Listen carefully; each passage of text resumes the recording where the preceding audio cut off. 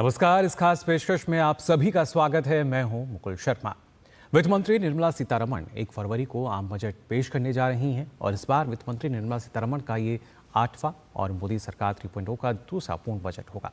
Budget से हर वर्ग को काफ़ी उम्मीदें होती हैं। आम जनता हो, कारोबारी हो या फिर अलग अलग जो क्षेत्र हैं उनसे जुड़े तमाम लोग, सबकी उम्मीदें हर साल पेश होने वाले आम बजट से जुड़ी होती हैं, जिसको लेकर आज से हम इस विशेष कार्यक्रम की शुरुआत कर रहे हैं। इसमें बजट से जुड़े अलग अलग जो विषय हैं, जो अलग अलग क्षेत्र हैं, उन पर लगातार लोगों की राय हम जानेंगे और विशेषज्ञ के साथ चर्चा भी करेंगे कि जो उम्मीदें हैं वो किस तरीके से पूरी होती हुई नजर आएंगी। तो आइए शुरुआत करते हैं बजट 2025 विकसित भारत के आर्थिक विजन की, जिसमें आज हम बात करेंगे कृषि, खाद्य सुरक्षा, महिला सशक्तिकरण और युवाओं के विकास की।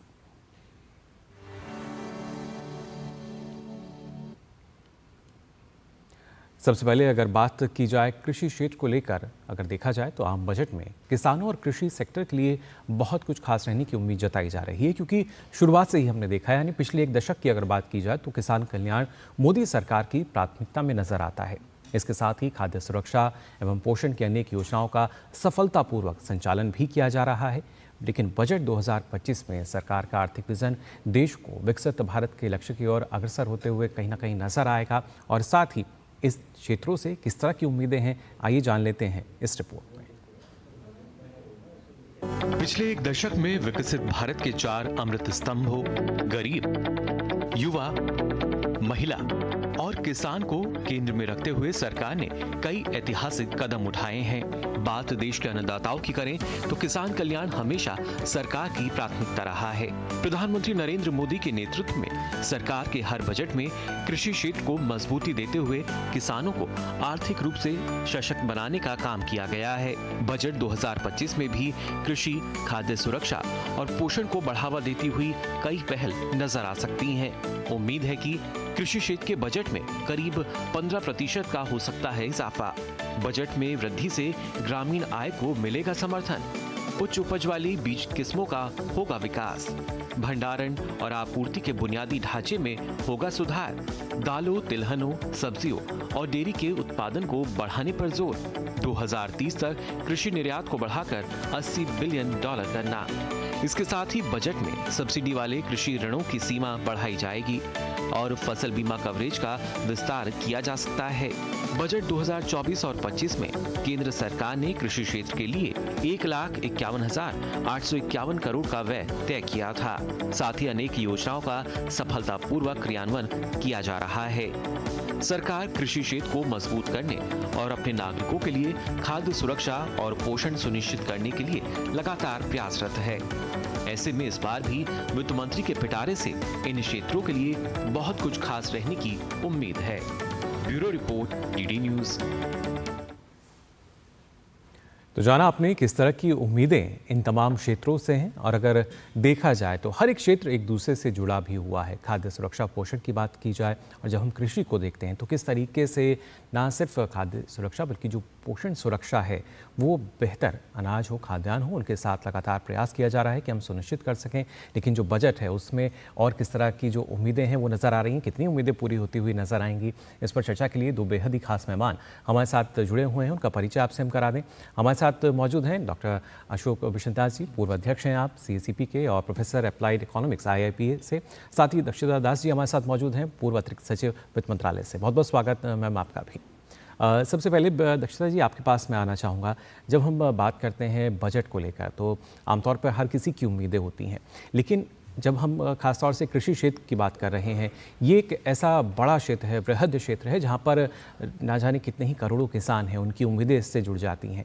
लेकिन इस बार का जो बजट है 2025 किस तरीके से विकसित भारत में जो आर्थिक विज़न है सरकार का उसको साकार करेगा और जो लोगों की उम्मीदें हैं, क्या आपका मानना है किस तरह की उम्मीदें जो इस बार पूरी होती हुई नज़र आ सकती हैं?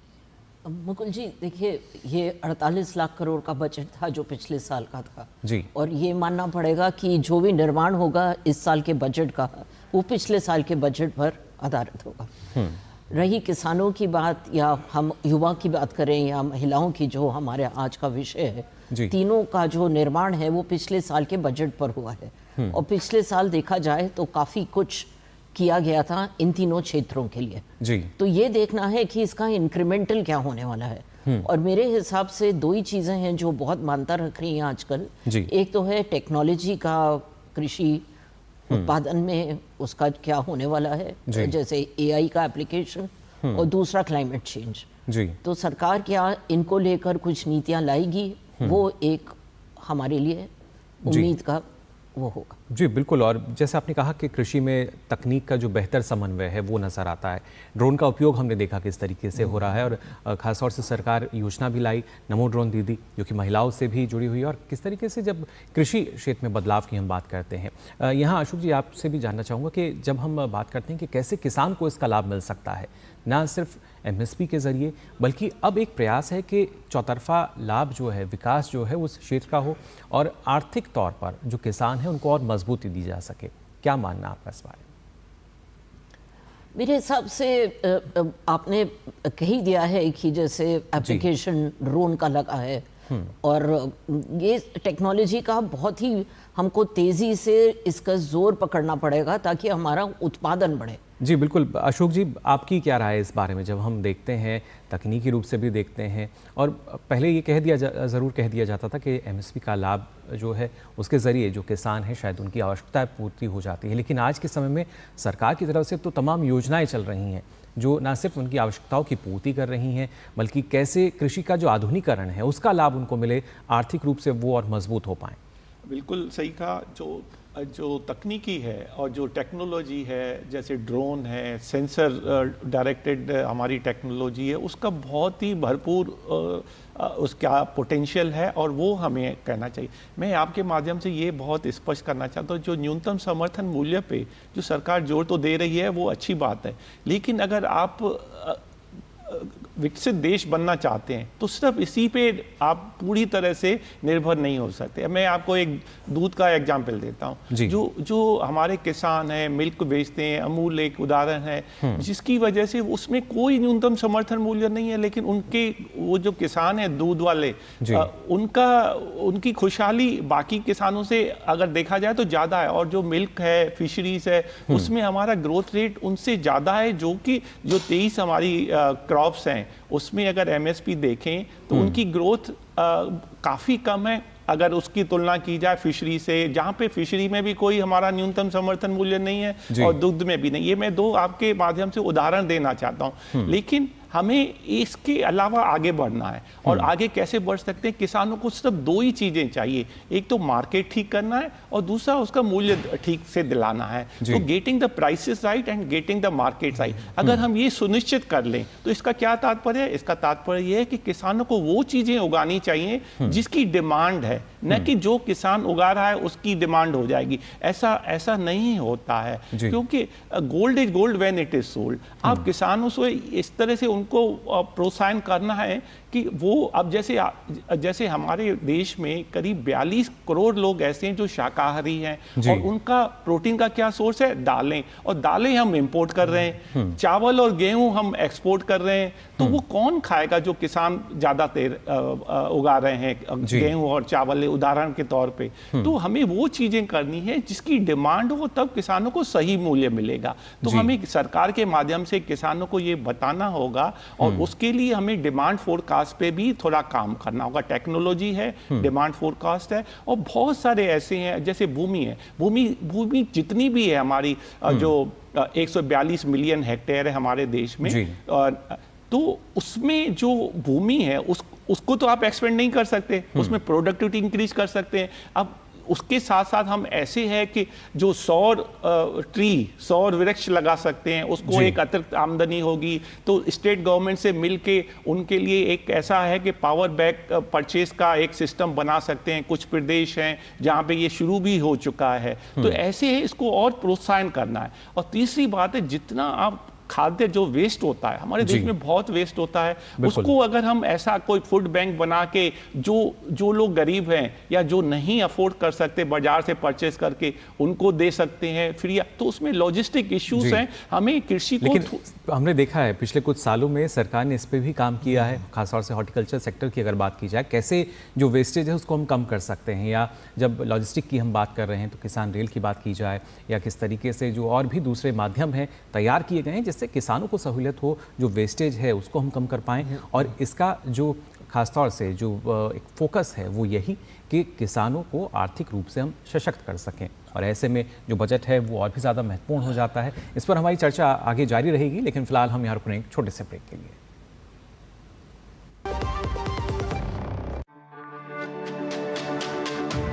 मेरी पसंद, मेरी पसंद, मेरी पसंद, मेरी पसंद, हमारी पसंद, हम सबकी पसंद। मजबूत देश का मजबूत सरिया हो गया स्टील।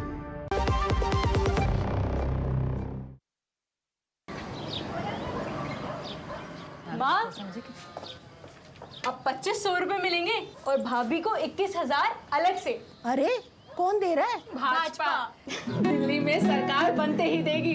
तब तो जरूर मिलेगा। जो मोदी कहता है करता है, गारंटी के साथ। तो घर में हर महीने 7,500 रुपए पक्के और 21,000 भी। विकसित दिल्ली मोदी की गारंटी। 5 फरवरी को कमल का बटन दबाएं, भाजपा को जिताएं। तो ब्रेक के बाद आप सभी का एक बार फिर स्वागत हमारी इस विशेष पेशकश में। इसमें लगातार हम बात कर रहे हैं जो बजट की उम्मीदें हैं, जो यहाँ बजट 2025 की कैसे, खासतौर से जब विकसित भारत की हम बात करते हैं उस लिहाज से आर्थिक विज़न क्या इस बार के बजट में हमें नज़र आएगा। और यहाँ दक्षता जी, अगर जैसा कि अभी अशोक जी ने भी जिक्र किया कि जो समय के अनुसार आपको अपनी जो फसलें हैं उनको लेना चाहिए, किस तरह की उनकी मांग निकल कर आ रही है।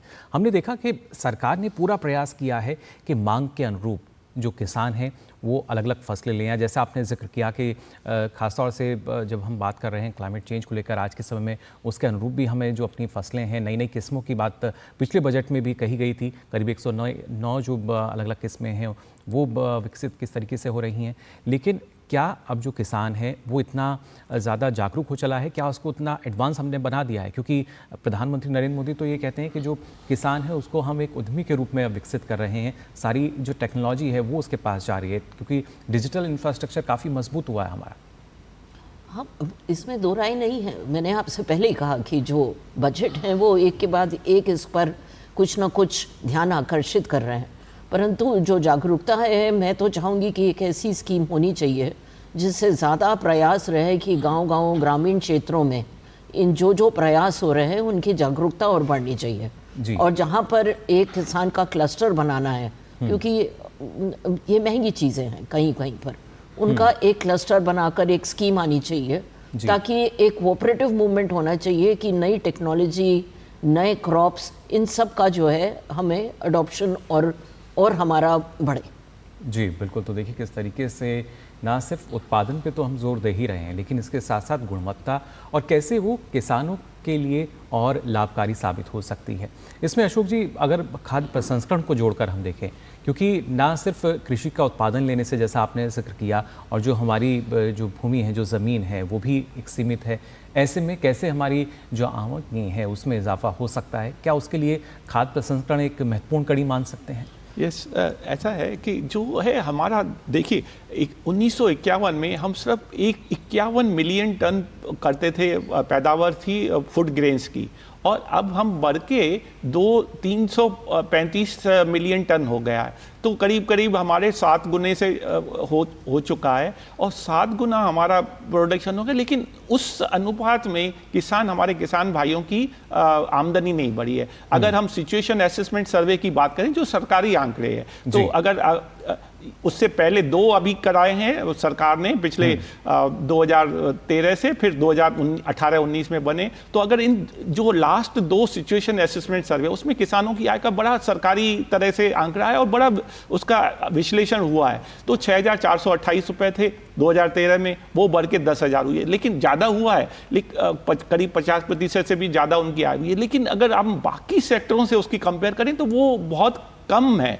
ज़्यादा हुआ है लेकिन उस गति से नहीं बढ़ा जितना नॉन एग्रीकल्चर, जो गैर कृषि वाले हैं। तो हमारे किसान भाई हमारे देश का ही पार्ट हैं, तो बाकियों के अगर जिस अनुपात में आय बढ़ रही है, किसानों की भी अपेक्षा है कि उस अनुपात में बढ़े, तो हमें क्या करना चाहिए? हमें सबसे पहले किसानों को ये बताना है कि आप ऐसे प्रोडक्ट पैदा करिए जिसकी डिमांड हो। That is point 1। सेकंड है, कोई देश विकसित ऐसा नहीं हुआ है जो बिना एक्सपोर्ट्स के विकसित हो गया हो। एक तो है कि पर कैपिटा इनकम वो एक 13,500 के आसपास है, वो तो एक उसका पैरामीटर है, मापदंड है, कसौटी है। दूसरा है कि हमारा देश कितना एक्सपोर्ट कर सकता है, तो उस एक्सपोर्ट पे भी है और उसमें आपको बहुत अच्छा प्राइस मिलता है, बशर्ते कि आप वो पैदा करें जिसकी विदेशों में भी डिमांड हो, हमारे घरेलू भी डिमांड हो। घरेलू का मतलब हमारे देश में भी हो डिमांड, तभी किसान की खुशहाली बढ़ सकती है। फिर सिर्फ इन फसलों पे हमें नहीं सीमित रहना है, उससे आगे भी बढ़ना है। जैसे मैंने कहा कि आपके पास इतनी जमीन है, तो जमीन को अगर आप ठीक से उपयोग नहीं कर पा रहे हैं तो वो भी किसानों की एक कॉस्ट है। बिल्कुल, तो वहां भी एक लागत जो है किसान की जाती है। लेकिन दक्षता जी, अगर देखा जाए, अभी पिछले कुछ दिनों में हमने देखा था, हाल ही में, क्योंकि खासतौर से जब सांख्यिकी विभाग ने अपना एक डेटा जारी किया था जीडीपी के लिए, जो फर्स्ट एडवांस एस्टिमेट था, तो उसमें बताया गया था कि जो कृषि क्षेत्र है वो लगातार इस साल भी अर्थव्यवस्था को मजबूती देता रहेगा। ऐसे में क्या माना जाए, जो मजबूती मिलेगी, लगातार निवेश होगा, तकनीकी रूप से हम आगे बढ़ेंगे, और क्या उसी की एक झलक या बानगी इस बजट में हमें नजर आएगी? बिल्कुल निसंकोच इस बजट में उसकी झलक हमको मिलने वाली है, क्योंकि जैसे हमारे दूसरे विशेषज्ञ ने भी कहा है जी, बहुत ज़्यादा इस पर हमारा असेसमेंट गया है, फोकस गया है, नए क्रॉप्स की पैदावार पर बहुत फोकस किया है, नया रिसर्च आया है। धीरे धीरे आप देखेंगे कि नई स्कीमें आएंगी या योजनाएं आएंगी जो कि हमारे जो कृषि साथी हैं उनको एक बहुत बड़ा मजबूती देने वाली है, और उसका उत्पादन पर ज़रूर असर होगा। जी बिल्कुल, और मजबूती उनको मिलेगी। और साथ ही अशोक जी, क्योंकि आपने भी इतना लंबे आपका अनुभव रहा है कि किस तरीके से जब कृषि और किसान कल्याण की हम बात कर रहे हैं, लेकिन क्या माना जाए, क्योंकि किसानों के लिए हम देखते हैं कि जिस तरीके से किसान क्रेडिट कार्ड है, काफ़ी आवश्यकताएं उनकी इसके ज़रिए पूरी हो जाती हैं, क्या उसकी जो लिमिट है उसमें किसी तरह का बदलाव हम मानकर चल सकते हैं? देखिए, वो जो किसानों को जो ये भी एक इनपुट है कि उसके पास पैसा है, रुपया है लागत लगाने के लिए, उसको इन्वेस्टमेंट करने के लिए, वो बहुत जरूरी है। वो भी किसी, जैसे फर्टिलाइजर है, सीड है, जमीन है, वो जो इतने इंपॉर्टेंट इनपुट है, और जो आपके पास पैसा है वो उससे कम महत्वपूर्ण नहीं है। तो इसलिए किसान क्रेडिट कार्ड की सीमा बढ़ानी चाहिए, ताकि किसानों को सशक्तिकरण फाइनेंशियल रूप से, और तभी वो लागत कर पाएगा, तभी वो अपना एंटरप्रेन्योरशिप दिखा पाएगा। और बाकी जो उसके जो इरिगेशन है, सीड है, फर्टिलाइजर है, वो तो हैं ही, वो सर्वविदित है, लेकिन ये अक्सर इसको हम थोड़ा पीछे धकेल देते हैं। जो उसके पास जो रुपया है, फाइनेंशियल एम्पावरमेंट है, वो तब तक जब तक वो लगाएगा नहीं, तो वो ऐसा नहीं हो सकता कि बहुत आगे बढ़ जाए। तो और एक चीज आपको बहुत स्पष्ट करना चाहता हूं आपके माध्यम से, कि हमारी जो अर्थव्यवस्था है वो ब्रॉडली 3 भागों में बांट सकते हैं। एक है प्राइमरी सेक्टर जो कृषि है, सेकेंडरी है मैन्युफैक्चरिंग, थर्ड है टर्शरी जो सर्विस वगैरह सेक्टर्स हैं वो है। लेकिन क्या है कि अब इतने सालों तक, इस सरकार से पहले 2013-14 से पहले तक, हम लोग सिर्फ सेकेंडरी और टर्शरी सेक्टर को ज्यादा ध्यान देते थे। प्राइमरी सेक्टर तो कोई भी इमारत आपकी बुलंद नहीं हो सकती जबकि आपकी नींव मजबूत नहीं हो। तो कृषि जो सबसे नीचे है, प्राइमरी सेक्टर है, वो नींव जब तक मजबूत नहीं करेंगे, हमारी अर्थव्यवस्था बहुत ज्यादा सुदृढ़ नहीं हो सकती। तो ये जो सरकार की जो प्राथमिकताएं हैं 2014-15 से लेके अब तक, पिछले 1 दशक में, वो काफी कृषि की तरफ अग्रसर, वो बहुत अच्छे संकेत मिल रहे हैं कि, और वर्ल्ड बैंक की रिपोर्ट है कि अगर आप 1% कृषि में अगर विकास हो रहा है, तो वो दूसरे क्षेत्रों के 2 से 3% विकास दर के बराबर है। वो इसलिए क्योंकि वो आधारभूत है, उसी से डिमांड जनरेट होती है सेकेंडरी और टर्शरी सेक्टर के। तो पूरी जो हमारी अर्थव्यवस्था है उसी पे आधारित है, और उसी से उसको एक नया एक्सीलरेशन मिलता है। जी, और उसी वजह से अर्थव्यवस्था की रीढ़ कहा जाता है कृषि को, और आज के समय में लगातार उसमें किस तरह के जो बदलाव हैं वो हमें देखने को मिल रहे हैं। साथ ही साथ उम्मीद यही है कि आने वाले समय में और ज़्यादा जो बदलाव हैं वो इसमें नज़र आएंगे। कृषि क्षेत्र जो है और गति के साथ आगे बढ़ता हुआ नज़र आएगा, जिससे हमारे जो किसान हैं और समृद्ध होंगे। ये तो बात हुई कृषि क्षेत्र की, लेकिन इस कृषि क्षेत्र में जैसे हम बात कर रहे हैं कि जो कृषि क्षेत्र है अर्थव्यवस्था की रीढ़ कहा जाता है, लेकिन इस कृषि क्षेत्र को चलाने के लिए जब हम महिलाओं की भूमिका की बात करते हैं, या सामाजिक तौर पर अगर देखा जाए उनकी आर्थिक स्थिति की बात की जाए, उसके उसके लिए भी पिछले एक दशक में कई सारे बदलाव हमें नजर आते हैं। महिलाओं में अगर देखा जाए तो भारत के सामाजिक आर्थिक स्थिति को नया आकार देने की एक ज़बरदस्त क्षमता है। यही वजह है कि मोदी सरकार की महत्वाकांक्षी योजनाओं के केंद्र में महिला सशक्तिकरण भी नजर आता है। इसके पीछे प्रधानमंत्री नरेंद्र मोदी की सशक्त नारी के जरिए समृद्ध भारत की राह गढ़ने की सोच है और इस सोच को सरकार ने अपनी कार्यशैली में पूरी तरीके से उतारा भी है। आइए देखते हैं इसी पर हमारी खास रिपोर्ट। पिछले एक दशक में सरकार द्वारा नारी शक्ति के लिए किए गए प्रयासों से संकेत मिलता है कि महिला सशक्तिकरण एक महत्वपूर्ण प्राथमिकता बनी रहेगी, जिसमें वित्तीय स्वतंत्रता और सुरक्षा दोनों पर जोर दिया जाएगा। बजट 2025 में महिला सशक्तिकरण से जुड़े अलग अलग क्षेत्रों में पिछले वर्षों में हुई प्रगति को ध्यान में रखते हुए प्रोत्साहन मिलता हुआ नजर आ सकता है।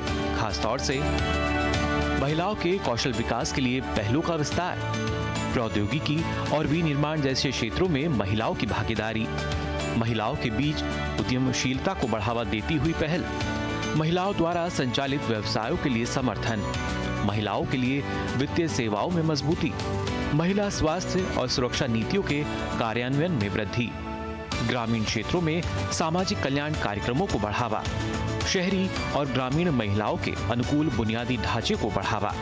वहीं बजट 2024 और 25 में महिलाओं और बालिकाओं को लाभ पहुंचाने वाली योजनाओं के लिए 3 लाख करोड़ रुपए से अधिक के आवंटन की घोषणा की गई थी।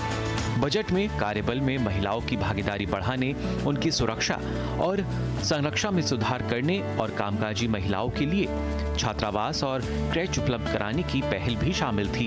भारत की विकास यात्रा महिलाओं के सशक्तिकरण से बहुत गहराई से जुड़ी हुई है। ऐसे में आने वाले बजट से उम्मीद की जा रही है महिलाओं को विभिन्न चरणों में सहायता देने वाले कल्याणकारी कार्यक्रमों में और बढ़ोतरी होती हुई नजर आएगी। Bureau report, DD news. तो बात हुई किस तरीके से महिला सशक्तिकरण जो है उसकी भी झलक इस बार के बजट 2025 में नज़र आने वाली है। और पिछले एक दशक में कई ऐसी योजनाएं संचालित की जा रही हैं, कई ऐसी अहम पहलें हैं जो कि देखने को मिलती हैं, जो कि इस बात के बेहतर उदाहरण पेश करती हैं कि कैसे महिला सशक्तिकरण पर सरकार का जोर रहा है और आगे भी वो रहेगा। क्योंकि जब हम बात करते हैं नारी सशक्तिकरण को लेकर हर एक क्षेत्र में, अभी हम बात कर रहे थे यहाँ पर कृषि क्षेत्र की, वहाँ भी हमने देखा था किस तरीके से उनकी अहम भूमिका नज़र आती है। लेकिन दक्षता जी, यहाँ आपके पास मैं पहले आना चाहूँगा, क्योंकि महिलाएं और उसके साथ साथ जब हम आर्थिक स्थिति की बात करते हैं, वित्त की बात करते हैं, आप और बेहतर तरीके से इसको बता पाएंगी कितना महत्वपूर्ण रहता है। और आज के समय में जब हम बात करते हैं हमारे देश में किस तरीके का एक बड़ा बदलाव हमने देखा है, जो महिलाओं को सशक्त किया गया है आर्थिक स्तर पर, और साथ ही साथ उसका असर हमने देखा है सामाजिक स्तर पर भी। तो 2-3 चीज़ें हैं मुकुल जी। पहली बात तो ये है कि 2010-14 तक हमारा जो करीब पूरे बजट का केवल 1 लाख करोड़ जाता था महिलाओं पर, वो 3 गुना बढ़कर आज की तारीख में पिछले साल का जो हमारा लागू बजट है उसमें 3 लाख करोड़ से ऊपर चला गया है जी। ये योजनाओं पर है। इसके अलावा और भी चीज़ें होती हैं, जैसे हम रिबेट देते हैं प्रॉपर्टी टैक्स पर, और हमारा डायरेक्ट ट्रांसफर स्कीम है जो कि स्कीमों में नहीं जुड़ता है। बहुत ज़्यादा जोर दिया गया है महिलाओं पर। अब आप देखिए, एक ये स्कीम थी आपकी महिला सम्मान पत्र जी, आप देखिए सुकन्या स्कीम, इन चीज़ों से एक परिवर्तन आ गया है। आंकड़े बताते हैं कि उत्तर प्रदेश में 11% पूरा जो आपका कॉर्पस है सुकन्या का, वो वहाँ से आ रहा है। यानी कि एक अवेयरनेस आ रही है कि हमें लड़कियों को पढ़ाना है, हमको उनको आगे बढ़ोतरी दे रही है जी। और मेरा जो सबसे ज़्यादा, मुझको जो क्षेत्र सबसे अच्छा लगता है जिसमें महिलाएं आगे आ रही हैं, वो आप देखिए खेल कूद और क्रीड़ा में, जहाँ मेडल्स लाती हैं। ये जाती हैं, गांव से आती हैं ये लड़कियां जी, मतलब ग्रामीण क्षेत्रों की लड़कियां हैं और कर रही हैं ये। इसका मतलब है कि प्रयास से फल आ रहा है।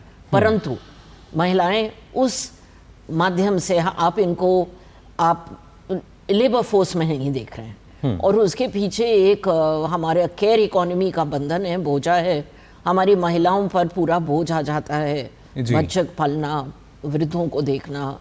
और आंकड़े बताते हैं, सरकारी आंकड़े बताते हैं कि 40% भारतीय महिला कार्य क्षेत्र से ड्रॉप आउट कर जाती है जी, और उसका कारण केयर इकोनॉमी है आमतौर से। तो यदि बजट में कुछ आना है वो केयर इकोनॉमी को लेकर यदि आ जाए, ताकि महिलाओं को कुछ समय मिले, कुछ वक्त मिले अपने बारे में सोचने का। दक्षिता जी, ऐसे भी कई रिपोर्ट्स हमने पढ़ी हैं, इस तरह के अनुमान जताए जाते हैं कि जो कार्यबल जिसकी आप बात कर रही हैं महिलाओं की, अगर वो वर्क फोर्स पूरी तरीके से अर्थव्यवस्था से जुड़ जाए तो जो GDP है वो करीब करीब दोगुने तक पहुंच सकती है। जी हाँ, ये तो सीधी सी बात है कि 1% आप इन्वेस्ट करेंगे केयर इकोनॉमी में, उसको आपका 10 गुना आपको पल मिलेगा जी। और महिलाएं यदि 50% है इस देश की, तो वो क्यों ना आए, क्यों ना कार्यबल में जुड़ें, क्यों ना अपना भी योगदान करें, परंतु वो उस रफ्तार से नहीं हो रहा है जी। और इसमें आपके ग्रामीण और शहरी क्षेत्रों में बड़ा क्लियर डिस्टिंक्शन आ रहा है।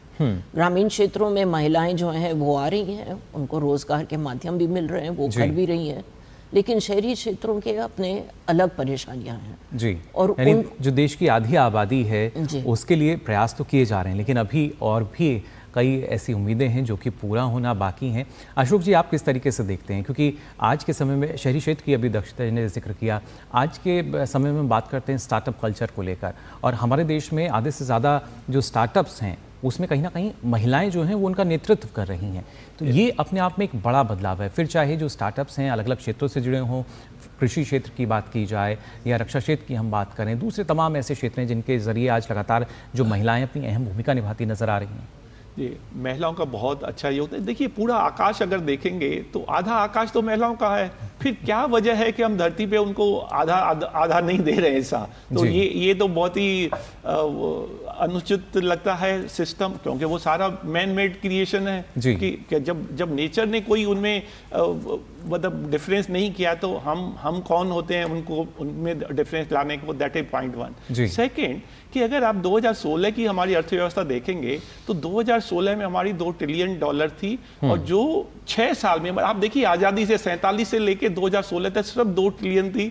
बहुत लंबा समय लगा वहां तक पहुंचने और किसान, ये देखिए अगर जो स्टार्टअप है, स्टार्टअप हमारा अगर 2014 में थे 350 थे, अब 1,47,000 स्टार्टअप हो गए, उसमें से काफ़ी तो महिलाएं हैं। और स्टार्टअप भी आपको एक जॉब किसी न किसी रूप में, भले वो वेज जॉब नहीं है बट सेल्फ एम्प्लॉयड तो है ही, तो वो आप देखिए कहाँ 350 स्टार्टअप 2014 में और अब हो गए हमारे 1,47,000। तो इतना ग्रोथ हो रही है, उसमें महिलाओं की भागीदारी तो है, उसके बिना तो बात नहीं बनती है। तो ये है, लेकिन 50% उनकी जनसंख्या में अनुपात उनका शेयर है, तो लगभग उतना होना चाहिए, हालांकि उतना नहीं है बट धीरे धीरे बढ़ रहा है। तो मेरा पूरा विश्वास है कि उनमें भी उनकी 50% भागीदारी है, पूरा आकाश है, तो वो धरती पे भी उनका उतना ही योगदान होना चाहिए। बिल्कुल, लेकिन उनकी जो उम्मीदें हैं वो और किस तरीके से पूरी होती हुई नजर आएंगी। और खासतौर से दक्षता जी, जब हम वित्तीय सेवाओं की बात करते हैं, कैसे महिलाओं को उससे जोड़ा जाए, या ग्रामीण क्षेत्रों में अगर जब हम बात कर रहे हैं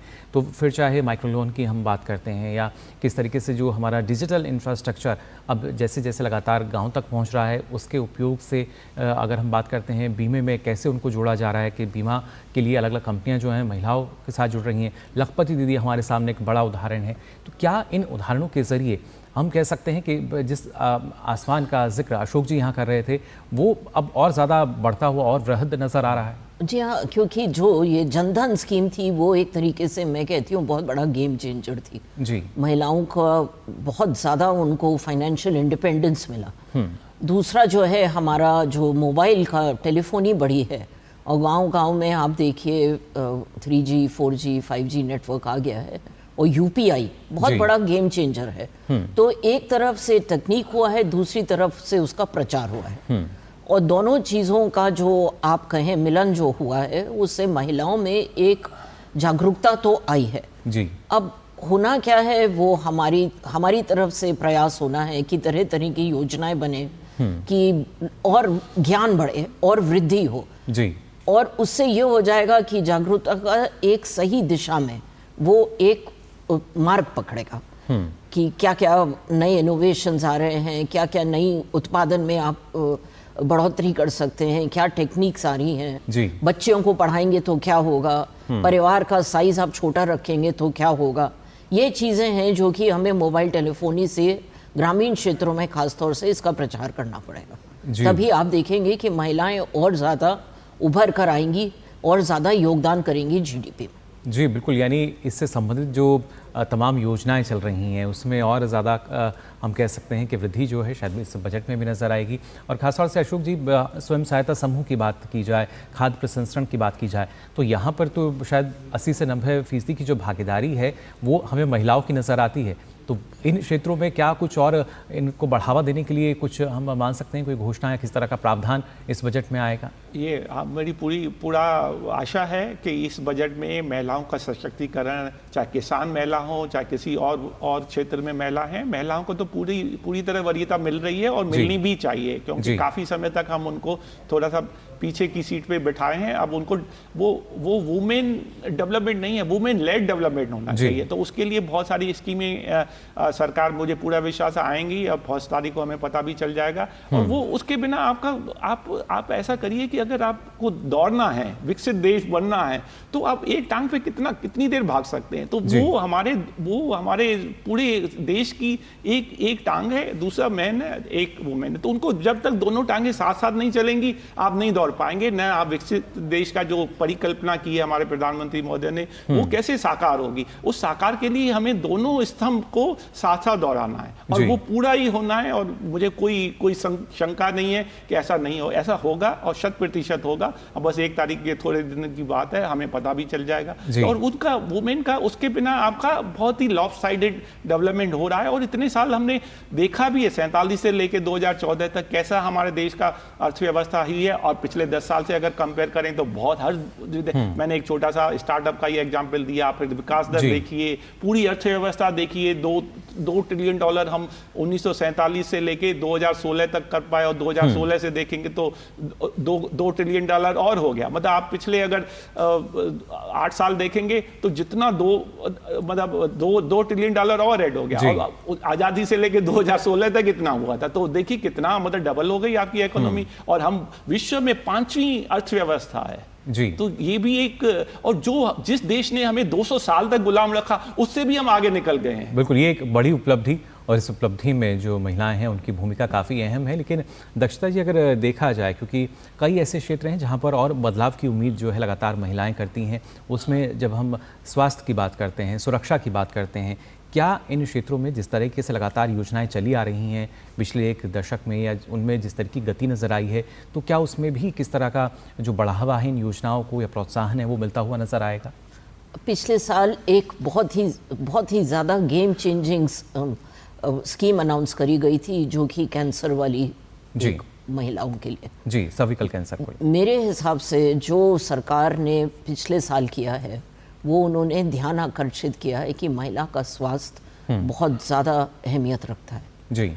ये चीज़ें, इनका एक डोमिनो इफेक्ट होता है, क्योंकि एक नीति से हमें जागरूकता होती है कि स्वास्थ्य एक बहुत बड़ी चीज़ है, जो कि एक बिल्कुल निगलेक्टेड एक तरीके से कहिए, कभी हम इसके बारे में चर्चा ही नहीं करते थे जी। तो जी हाँ, आपने जो प्रश्न पूछा उसके हिसाब से हाँ, हमारा ध्यान जा रहा है स्वास्थ्य की ओर, महिलाओं के स्वास्थ्य की ओर। अभी तक हम केवल ये कहते थे कि जो पशु है, जो हमारे बच्चे पैदा हो रहे हैं या हमारे जच्चा बच्चा वाली स्कीमें हैं, उन्हीं पर हमारा ध्यान जाता था, परंतु हम एक अब अलग लेवल पर जा रहे हैं। तो मेरे हिसाब से इसकी जागरूकता है। और इस बारी का आप देखेंगे जो पद्मा अवार्ड्स भी हैं उसमें भी भागीदारी है। तो यस, ये तो है कि दो राय नहीं है इसमें कि स्वास्थ्य को लेकर एक जागरूकता आई है जी। बिल्कुल, लेकिन भागीदारी के लिए तो हमने देखा था किस तरीके से बड़ा बदलाव हुआ था। 33% की जो उनकी भागीदारी है वो हर जगह नज़र आएगी, उसके लिए तो हमने देखा कि जो बड़े बदलाव किए गए। लेकिन जब हम बात करें कि कैसे जो उनकी और उम्मीदें पूरी हो सकती हैं और किस तरह के जो खासतौर से चुनौतियों की अगर बात की जाए दक्षता जी, वो आपको किस तरह की लगती हैं? क्या उनके समाधान के तौर पर भी किस तरह की घोषणा हो सकती है? क्योंकि हमने देखा है महिला अपराध जो है वो एक ज़ाहिर तौर पर समस्या रही है अलग अलग राज्यों में, लेकिन क्या उसके लिए अब जो कानून है उसको लेकर किसी तरह के प्रावधान या और किस तरह की जो घोषणा है वो हमें देखने को कुछ मिलेगी? ये एक बहुत ही गंभीर विषय है, क्योंकि नीतियां हैं, बहुत नीतियां हैं हमारे पास, लेकिन उनका सही माने में लागू होना, उसमें कुछ कमियां हमें दिखती हैं जी। पर सबसे जो बढ़िया हमारे पास लेटेस्ट डेवलपमेंट है वो है पॉश को लेकर।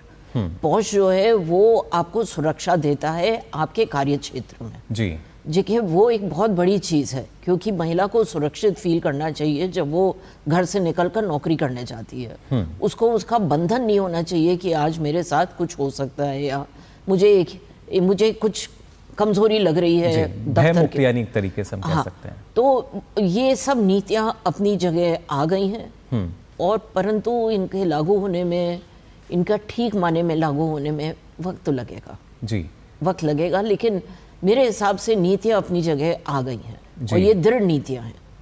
बिल्कुल, और इस तरह की नीतियों की आवश्यकता भी ज़ाहिर तौर पर थी। और इसी कड़ी में अशोक जी, जब हम देखते हैं कि जो नीतियों का जो प्रभाव है या किस तरीके से इनका जो क्रियान्वयन है वो हो रहा है, ऐसे में जो इंफ्रास्ट्रक्चर की जब हम बात करते हैं, इंफ्रास्ट्रक्चर डेवलपमेंट, और वो किस तरीके से महिलाओं के लिए बेहतर साबित हो रहा है, जो सुविधाओं की बात की जा रही है, फिर चाहे ट्रांसपोर्टेशन की हम बात करें, रोड कनेक्टिविटी की बात की जाए, तो यहाँ अब फोकस जो है कहीं ना कहीं महिलाओं पर भी है। पहले शायद नहीं सोचा जाता था कि अगर किसी गाँव में सड़क नहीं है, सड़क बनेगी तो उसके ज़रिए जो महिलाएँ हैं वो उस गाँव से शहर का रास्ता तय करेंगी, लेकिन आज ये शायद सोच हो गई है कि जो अगर कहीं रोड कनेक्टिविटी हम बेहतर प्रदान कर रहे हैं तो वहाँ से जो विकास होगा उसमें उन महिलाओं की भी भूमिका होगी। बिल्कुल, देखिए ऐसा है कि महिला बहुत सशक्त फील कर रही हैं। मैं गांव-गांव में जाता रहता हूं और कम से कम 60 किसानों को, जिसमें काफ़ी महिला भी हैं, 60,000 किसानों से व्यक्तिगत तौर पे बात की है पिछले 10 सालों में, और वो महिलाओं अब इतनी सशक्तिकरण और इतनी कॉन्फिडेंट फील कर रही हैं। उनको दिक्कतें हैं जैसे हमारे साथी ने बताया, लेकिन अगर दो तरह से आप उसको आकलन कर सकते हैं। एक तो है कि हमारा जो ऐतिहासिक पिछले 50 साल या 75 साल में क्या क्या हुआ, उससे अगर कंपेयर करेंगे तो हम बहुत आगे हैं। तो मीलों हम आ गए हैं, लेकिन मीलों चलना भी है आगे।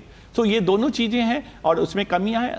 नीतियां दो चीज़ें, दो स्तर पे हम इसका सुधार कर सकते हैं। एक तो नीतिगत और दूसरा है governance issue. One is the policy, other is the governance. तो पॉलिसी पे तो काफ़ी सुचारू रूप गवर्नमेंट पॉलिसी बना रही है, लेकिन क्रियान्वयन ने, जैसे आपने भी इसका संकेत दिया, क्रियान्वयन में कहीं ना कहीं समस्याएं तो अभी भी हैं, लेकिन वो एक दिन में दूर नहीं होती, लेकिन काफ़ी दूर भी हुई है और काफ़ी हमें आगे चलना भी है। और महिलाएं हैं और वो काफ़ी अपने आप को थोड़ा सा असुरक्षित महसूस करती हैं। तो जब तक हम महिला ये नहीं कहे कि हाँ मैं सुरक्षित करूंगी, रात को 12 बजे आए, 2 बजे आए अपने घर पे, तो उनके पेरेंट्स हैं या उनके जो भी घर में जो है और लोग बैठे हैं, उनके बच्चे हैं, वो कहीं ये नहीं सोचे पता नहीं हमारे घर की जो महिला उसके साथ क्या हो रहा होगा, तो वो निश्चिंत रूप से सो जाए। कई मैंने देखे हैं पेरेंट्स हैं, वो जागते रहते हैं। अगर वो ऐसा उसका जॉब है कि वो उसकी बहन है या बेटी है, वो आती नहीं है, तब तक सोते नहीं है। तो ये जब तक डर नहीं खत्म होगा तब तक मैं नहीं कहूँगा पूरी तरह से हमने अपना लक्ष्य प्राप्त कर लिया है। तो लक्ष्य के नज़दीक जरूर हैं, लेकिन लक्ष्य प्राप्त करने में अभी समय लगेगा। उसके लिए हमें थोड़ा सा जुझारू भी बनना पड़ेगा और जो भी कदम उठाने हैं तो क्रियान्वयन पे है। पॉलिसी पे तो बहुत सारा काम हो चुका है, अब उसको सिर्फ एक ग्राउंड लेवल पे उसको सत्य बनाना है और वो संभव भी है। जी बिल्कुल संभव है और शायद सही दिशा में हम लगातार आगे भी बढ़ रहे हैं, लेकिन इस पथ पर जाहिर तौर पर चुनौतियां काफ़ी हैं और उनके समाधान के तौर पर हर किसी की उम्मीद यही होती है कि क्या इसका समाधान जो है वो जल्द से जल्द हमें मिल सकता है। तो इस पर लगातार हम अपनी जो चर्चा है वो जारी रखेंगे, लेकिन फिलहाल यहाँ रुक रहे हैं छोटे से ब्रेक के लिए।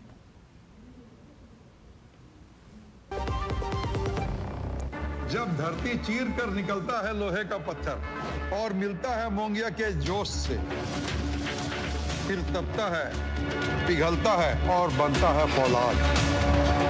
अब होता है सरिया सारी खूबियों के साथ। मोंगिया स्टील, मजबूत देश का मजबूत सरिया। तो ब्रेक के बाद आप सभी का एक बार फिर स्वागत हमारी इस पेशकश में बजट 2025 से। जी हाँ, जब विकसित भारत के आर्थिक विजन की बात कर रहे हैं, किस तरीके से जो 4 प्रमुख अमृत स्तंभ हैं उसमें भी गरीब की बात की जाती है और किसानों की बात की जाती है, महिलाओं की बात की जाती है और साथ ही बात होती है युवाओं की। युवाओं की अगर जब हम बात करते हैं युवा विकास की, तो बजट 2025 में युवा विकास की काफ़ी उम्मीदें हैं। क्या उम्मीदें हैं? खासतौर से जो युवा शिक्षा पर है उस पर सार्वजनिक व्यय में वृद्धि की उम्मीद की जा रही है कि इसमें इजाफा हो सकता है। इसके साथ साथ अगर बात की जाए जो शिक्षा की गुणवत्ता है और इसकी पहुंच में सुधार हो, कैसे गांव-गांव तक तमाम जो तकनीक के माध्यम से ये पहुंचाई जाए। और आज के समय में जब आधुनिक तकनीक की हम लगातार बात करते हैं तो इसमें AI और रोबोटिक्स जैसे जो बढ़ते हुए क्षेत्र हैं, इसमें युवाओं को किस तरीके से अवसर मिल सकते हैं, कितनी संभावनाएं उनके लिए हैं, कैसे उन अवसरों के द्वार उनके लिए खुलेंगे। वहीं ग्रामीण युवाओं को सशक्त बनाने के लिए जो कौशल विकास है उस पर किस तरीके से काम किया जाए। अलग अलग चरणों में हम देखते हैं कि लगातार काम हो रहा है, प्रशिक्षित उनको किया जा रहा है और युवाओं को स्टार्टअप और उद्यमिता के लिए समर्थन, इसमें और इजाफा होने की संभावना जताई जा रही है। और साथ ही साथ छात्रों के लिए डिजिटल बुनियादी ढांचे में निवेश को भी बढ़ने की यहाँ पे उम्मीद जताई जा रही है कि इसमें भी शायद इजाफा हो सकता है। इसका लाभ क्योंकि कहीं ना कहीं युवाओं को मिलेगा।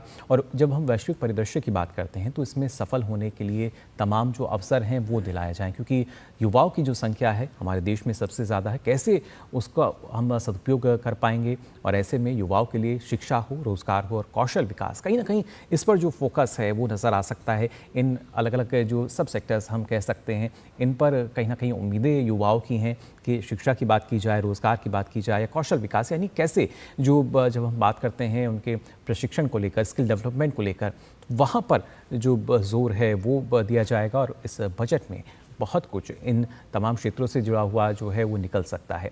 इस पर भी दक्षिता जी आपसे मैं जानना चाहूँगा, जब युवा विकास की हम बात कर रहे हैं, हर एक क्षेत्र में युवाओं की भागीदारी की बात की जाए या जो युवा कार्यबल है हमारा उसकी हम बात करें, क्योंकि शायद वैश्विक स्तर पर भी अगर देखा जाए तो निगाहें जो हैं वो यहाँ के युवाओं पर रहती हैं।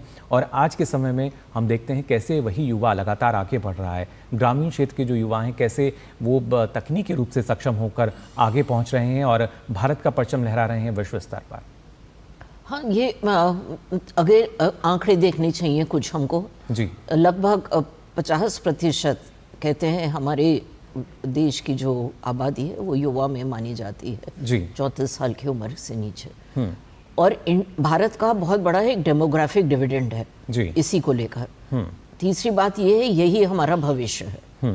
तो शिक्षा, तालीम, नई चीज़ों से इनको आगाह कराना, इनको अवगत कराना, इनकी ट्रेनिंग करना, यही माने रखता है जी, यदि हमको ज़्यादा विकसित देश बनना है।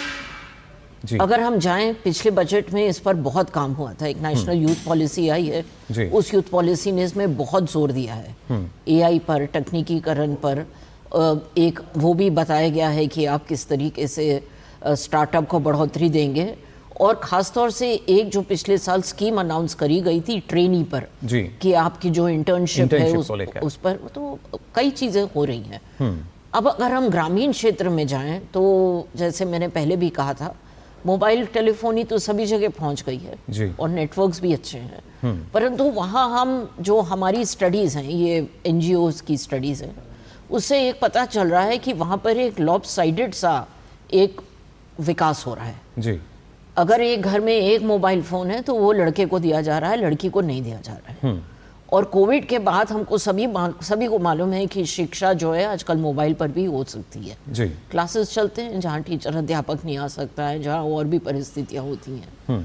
तो ये एक स्कीम या अगर एक कोई प्रोग्राम आए या इस पर अगर गौर किया जाए जी। कि एक ऐसा होना चाहिए प्रिंसिपल ऑफ इक्विटी कि सभी के पास ये एक डिवाइस होना चाहिए जिससे कि, और हमने देखा है कई सालों में गवर्नमेंट्स ने अनाउंस किया है, लैपटॉप दिया गया है मुफ्त में, कई चीज़ें दी गई हैं, पर शिक्षा का एक फोकस्ड तरीका शिक्षा देने का और शिक्षा जो ले रहा है जी। उसको मिलना एक इक्विटी बेसिस पर, ये तीन चीज़ों की एक समागम बहुत ज़रूरी है जी। इनका समावेश जो है वो बेहद ज़रूरी।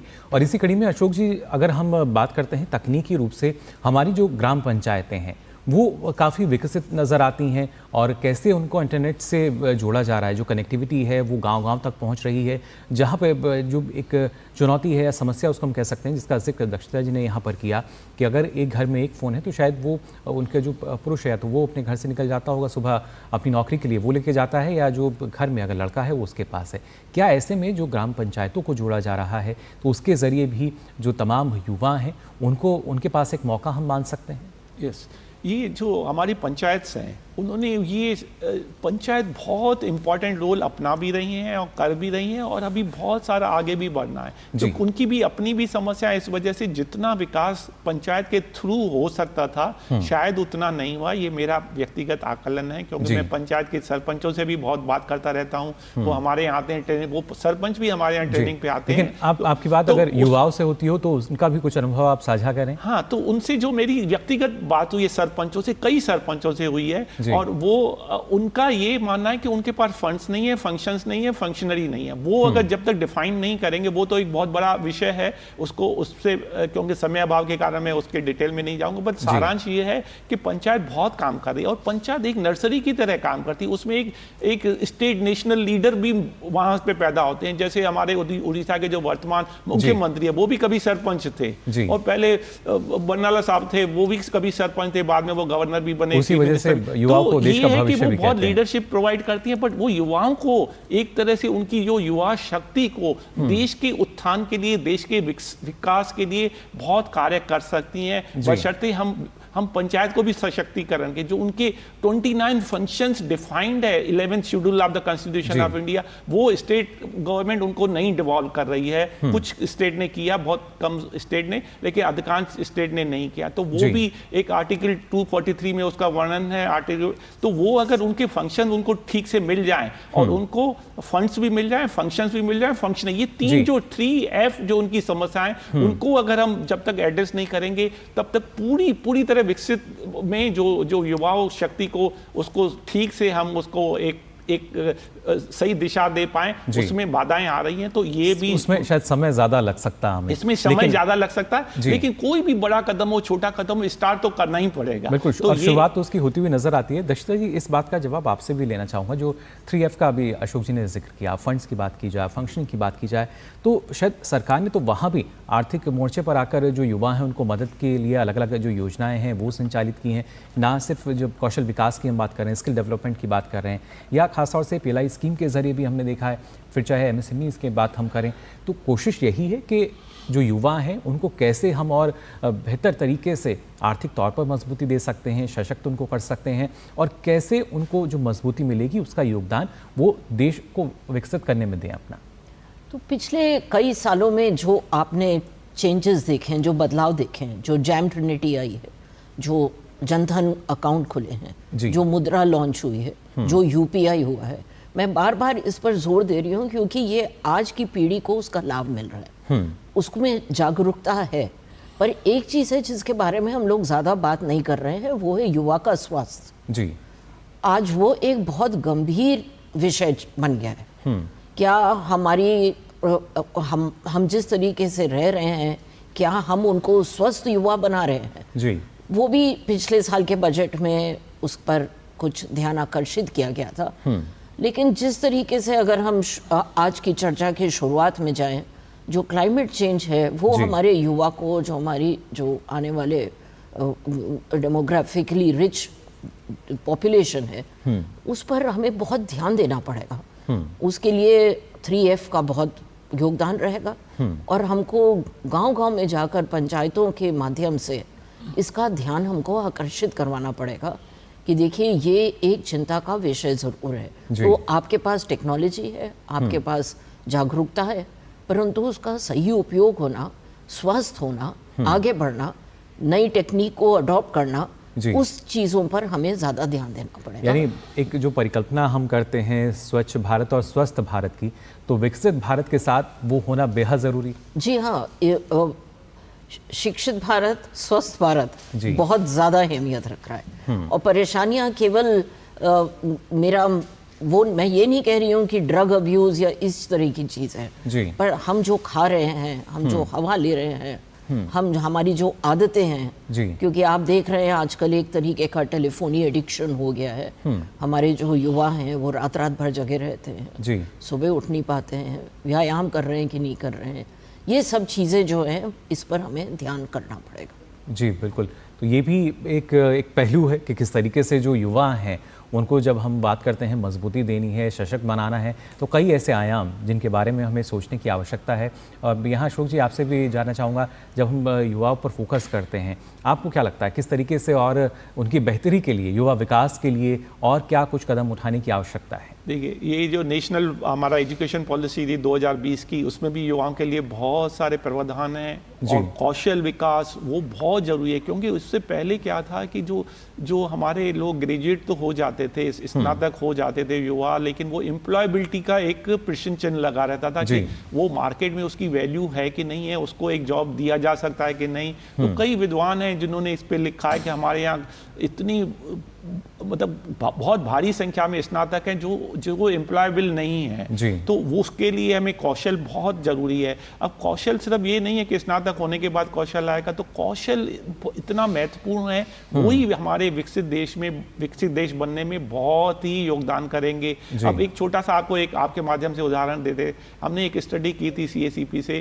कि जो किसान है उनको अगर 10-15 दिन की आप ट्रेनिंग देके तो उनको आप एक डायमंड पॉलिशिंग के लिए करते हैं, तो उनकी अगर पहले 300 रुपए प्रतिदिन कमाते थे तो उसके बाद उनकी 4 गुना हो गई, 1200 रुपए उनकी वेज हो गई। तो एक छोटा सा उसको 15 दिन का प्रशिक्षण दिया डायमंड पॉलिश करने के लिए। तो एक तो है कि हमारे कृषि क्षेत्र में जितने लोगों की आवश्यकता है, हमारा 46% जो हमारा कार्यबल है वो कृषि में, उसमें उतनी हमें इस बात पे देखना होगा कि नीतियां हमारे पास हैं, उनका बेहतर क्रियान्वयन जो है वो हो रहा है, लेकिन इसके साथ साथ जिज्ञासा जो है वो भी रहनी चाहिए कि जो युवा हैं वो भी देखें कि उनके लिए किस तरह की योजनाएं हैं और क्या कुछ बेहतर हो सकता है। क्योंकि सरकार जो है, जैसे कि हमारे जो मेहमान उन्होंने बताया कि स्किल डेवलपमेंट आपके लिए है, इंटर्नशिप के लिए अलग स्कीम है जिससे एक बेहतर रोज़गार के जो अवसर हैं वो उनके लिए हो सकें। लेकिन इस बार का जो बजट है उसमें देखना होगा किस तरीके से तमाम जो उम्मीदें हैं, कृषि क्षेत्र की बात की जाए, महिला करण की बात तक की जाए, या इसके साथ साथ जो युवा विकास की हम बात कर रहे हैं, कैसे तमाम सारी जो उम्मीदें हैं ये पूरी होती हुई नजर आएंगी और इन तमाम क्षेत्रों के लिए क्या कुछ प्रावधान जो है वो बजट 2025 में रखे जाएंगे। फिलहाल आप दोनों का बहुत बहुत शुक्रिया दक्षता जी और अशोक जी इस महत्वपूर्ण चर्चा में शामिल होने के लिए, बहुत बहुत धन्यवाद।